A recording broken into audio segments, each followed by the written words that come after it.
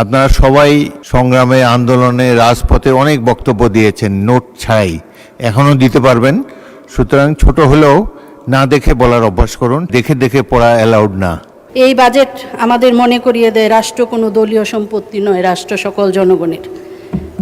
যেমনটি আমাদের মাননীয় প্রধানমন্ত্রী বলেছেন, আমাদের রাজনীতির মূল কথা হতে হবে ক্ষমতার আগে বাংলাদেশ, দলের আগে বাংলাদেশ, ব্যক্তির আগে বাংলাদেশ, সবার আগে বাংলাদেশ।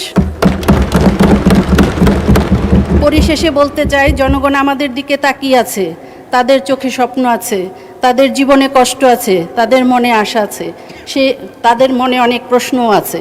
সেই প্রশ্নের উত্তর আমাদেরকে বক্তৃতা নয়, আমাদের কাজের মাধ্যমে দেখিয়ে দিতে হবে। আল্লাহ আমাদের সকলের সহায় হন। বাংলাদেশ জিন্দাবাদ। মাননীয় স্পিকার, আপনাকে ধন্যবাদ।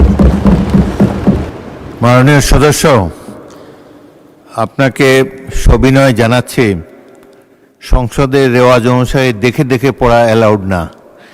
এরপরে আপনারা আগে থেকে প্রিপারেশন নিয়ে আসবেন। আপনারা সবাই সংগ্রামে, আন্দোলনে, রাজপথে অনেক বক্তব্য দিয়েছেন নোট ছাড়াই, এখনও দিতে পারবেন।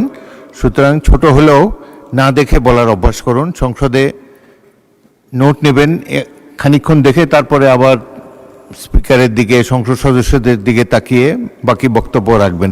এক নাগারে রিডিং পড়া এই বাজেট বক্তৃতা কিংবা রাষ্ট্রপতি ভাষণের উপরে দেওয়া সঠিক নয়, এটা নিয়ম নাই। ধন্যবাদ।